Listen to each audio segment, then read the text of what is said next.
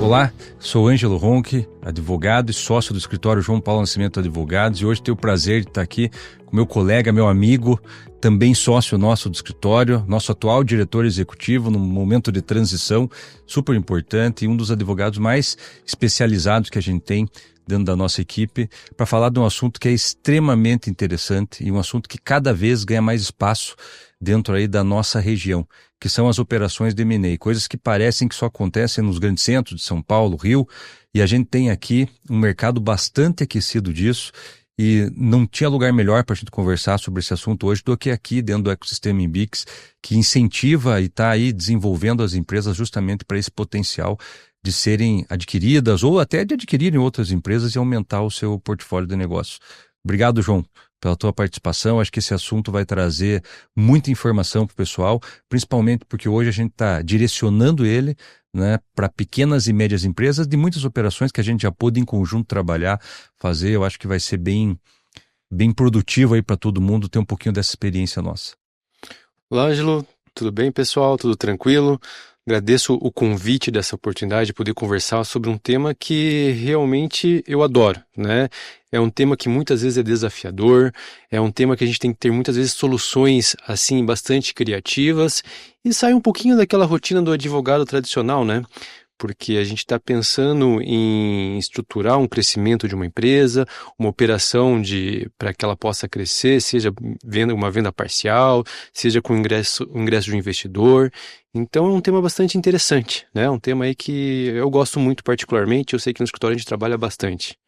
E é tão interessante que todo mundo quer trabalhar nessa área, né? A gente tem uma equipe específica dentro do escritório que é direcionada justamente para esse tipo de atendimento e é uma briga porque todo mundo quer fazer parte aí desse staff para poder atuar dentro dessas operações.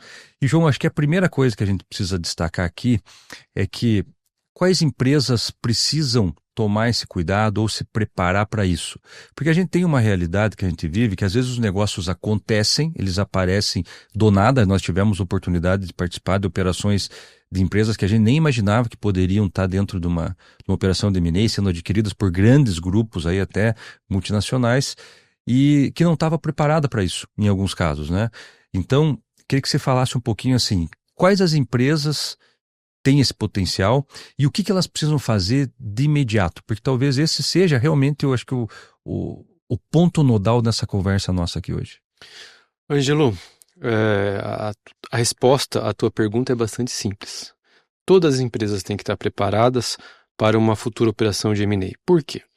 Porque hoje existe um mercado de grandes empresas, grandes investidores que estão olhando para o Brasil inteiro, buscando possibilidades alternativas, né, e de investimento. Então, de repente, você está com a tua empresa pequena ali, numa região até um pouco afastada dos grandes centros, mas é uma grande oportunidade de investimento para uma empresa. Então, toda e qualquer empresa tem que estar preparada para isso. Mas, geralmente, a pequena empresa, por achar que está longe dessa realidade, até a média empresa, por achar que está longe dessa realidade, elas não estão preparadas. E quando a oportunidade acontece, que ela surge, o fato de não estar preparada serve até como um desestímulo para um potencial investidor. Então, por isso que eu digo, toda e qualquer empresa tem que estar preparada. E como se preparar? Bom, tem várias medidas que o empresário pode tomar, né? Uma medida inicial seria a gente fazer uma auditoria, uma due diligence nessa empresa prévia. Não esperar que o comprador venha e faça essa due diligence. Ela vai acabar sendo feita depois, mas se você tem uma preliminar, isso pavimenta o caminho. Isso, né? já pavimenta, você faz uma análise da tua empresa até como uma ferramenta de gestão. Você já faz isso, e mesmo que não tenha a oportunidade de investimento, mas você já faz como uma ferramenta de gestão. Você já pode tomar algumas medidas para minimizar o impacto, um risco jurídico, ou um risco contábil, ou um risco administrativo.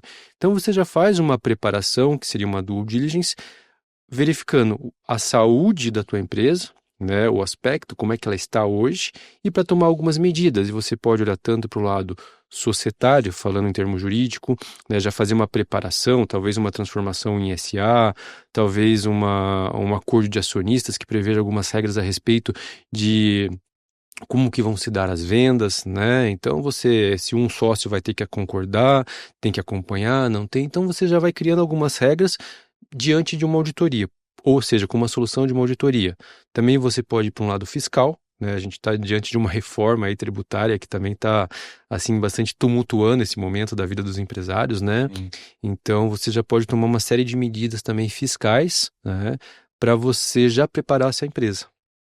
Essa auditoria, João, quando você fala de uma due diligence, a due diligence ela sempre está se referindo a algo mais amplo do que apenas a situação atual da empresa. Ela envolve a parte de negócio, envolve a parte contábil, Uhum. né, de procedimentos até internos, de estruturação e de regulamentação que a empresa tenha. É, nós fazemos muito, a gente já teve a oportunidade de participar de várias, de uma auditoria legal, uma auditoria específica preparando para isso. Porque, cá entre nós, a parte de negócio, ninguém entende melhor do que o próprio empresário, do que o próprio dono do negócio.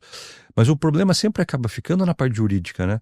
Porque se nós pensarmos em termos práticos, o documento mais importante de uma empresa é o contrato social dela. Uhum. E via de regra, os sócios, eu falava disso ontem com um cliente numa reunião, eles nem sabem, às vezes, o conteúdo dele, porque foi feito pela contabilidade, lá no momento originário da abertura da empresa, muito singelo, muito simples, e muitas vezes, se a gente for pegar uma estatística que a gente conversou esses dias, aí mais de 85% dos casos que passa pela nossa auditoria visando uma futura operação de M&A, eles não estão adequados sequer à realidade que a empresa vive naquele momento, porque foram coisas muito antigas que não foram atualizadas.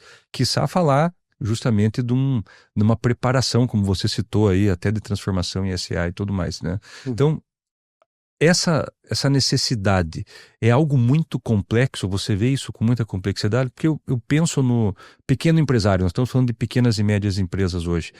Às vezes ele não consegue ter essa noção de saber até o custo disso.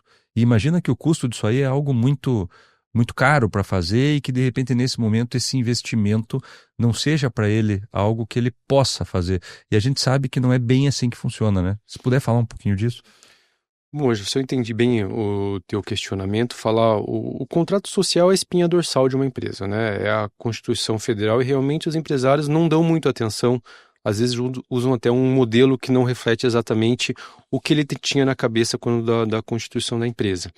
Então, quando nós trabalhamos e iniciamos esse trabalho de legal diligence, né, que você mencionou, o primeiro momento que a gente analisa é realmente o contrato social de uma empresa, para ver como é que estão as regras de distribuição de lucro, para ver como é que estão as regras a respeito de eventual sucessão, para ver como é que está a questão de responsabilidade dos administradores. Então, a gente faz essa análise bem profunda para entender. E, normalmente, a gente propõe uma série de soluções, né, nesse momento. Então, realmente, o contrato social é importante. E, Ângelo, eu digo para você que fazer esse trabalho de auditoria é essencial para preparar a tua empresa. E eu trago um exemplo de uma das últimas que nós pudemos acompanhar, que um dos grandes, vamos dizer assim, fonte de estímulo para o investidor era a regularização de um imóvel, né? E o empresário não estava atento, né, a esse fato e acabou demorando praticamente um ano para a gente estruturar essa operação em razão que teve a necessidade de uma regularização de um imóvel. Caso a gente tivesse feito uma auditoria prévia para essa pessoa, a gente já teria notado isso e no momento em que o investidor veio, a gente já teria resolvido esse problema do imóvel, né? Então traz muito mais facilidade e talvez o custo que você tenha agora, que não é realmente impactante, é um custo muito menor do que o tempo que levou para a operação sair, né? Sim. Então realmente é um investimento que compensa. Quando a gente fala dessa legal diligence, nós estamos falando aí de uma checagem de mais de 2.000 itens, no qual nós vamos verificar se existe conformidade ou não conformidade. É claro que tudo aquilo que está ok, está ok. E a gente sabe que a grande maioria das empresas tem a imensa maioria desses itens positivos. Mas nós precisamos focar, enquanto advogados, justamente naquilo que não está conforme. E até mapear risco com relação a isso, né? Essa situação que você comentou é interessante, porque é um exemplo de que se tivesse sido feita essa operação antes, essa auditoria, a gente teria levantado com toda certeza essa irregularidade no imóvel base do negócio e não teria demorado todo esse tempo aí. E o custo que isso levou, não só o custo financeiro para regularizar daí correndo tudo a toque de caixa, aí você não tem muita margem até para poder estruturar e de definir estratégias de economia tributária nessas operações de transição, mas principalmente num custo também de negociação, porque quando você não consegue cumprir todas as exigências do comprador, acaba que você perde um pouco de poder também de barganha na hora de negociar o preço, né? Você concorda com isso? Concordo, Ângelo. E um ponto que é importante também, e esse momento é um momento bastante delicado, porque muitas vezes um sócio está interessado na venda e talvez o outro não esteja.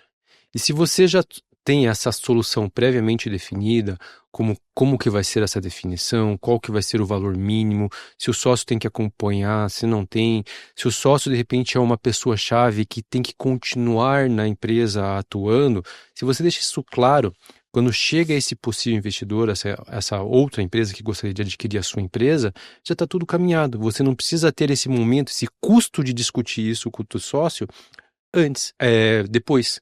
Que daí vai demorar, vai impactar, vai ter várias reuniões e vai demorar muito mais o processo, né?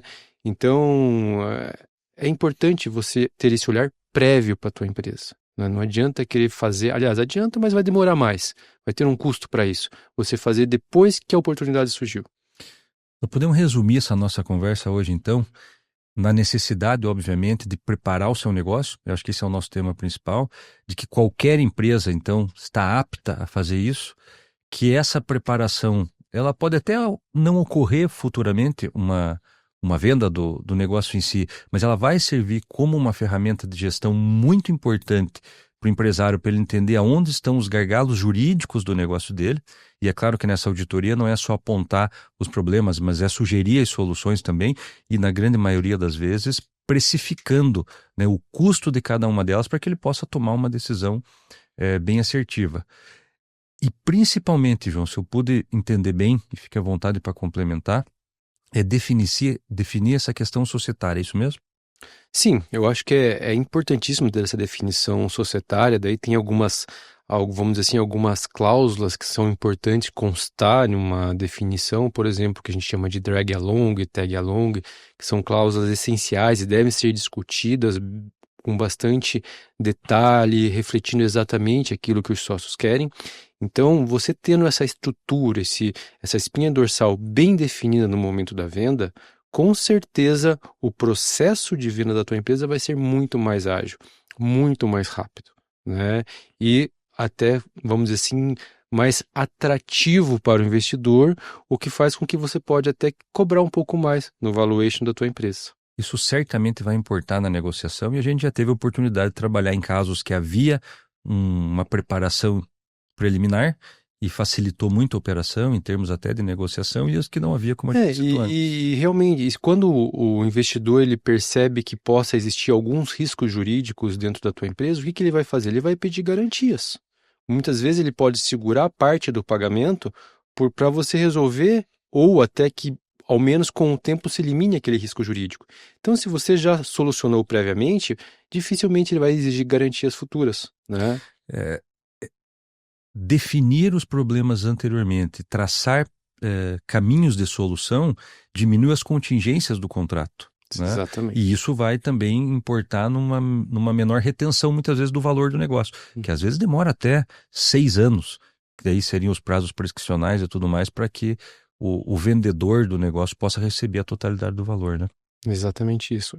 João, super interessante essa nossa conversa hoje aqui. Pena que a gente tem um tempo curto, né, para poder falar um pouco sobre esse assunto, mas eu já tenho várias ideias de repente a gente poder aprofundar itens específicos relativos a essas operações, tanto de auditoria preliminar, quanto de estruturação societária, e até, por que não, num momento um pouquinho mais para frente, a gente falar um pouco sobre técnicas realmente de negociação no que tange a essas operações de M&A.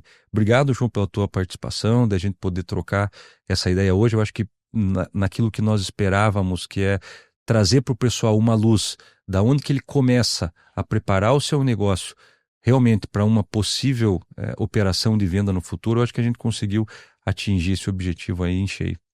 Ângelo, eu que agradeço. Realmente, se deixasse, a gente ia ficar falando aqui a manhã inteira, a tarde inteira, a noite inteira, o dia inteiro, porque é um tema realmente que nós gostamos muito, trabalhamos muito e já tivemos várias experiências. Agradeço aí o pessoal da Embix também. E é isso aí. Vamos junto aí para 2026. Vamos lá, lembrando que essas operações são sempre operações que envolvem um resultado muito expressivo, né? Então, é extremamente, realmente importante que todo mundo esteja preparado para isso. Obrigado, João. Obrigado.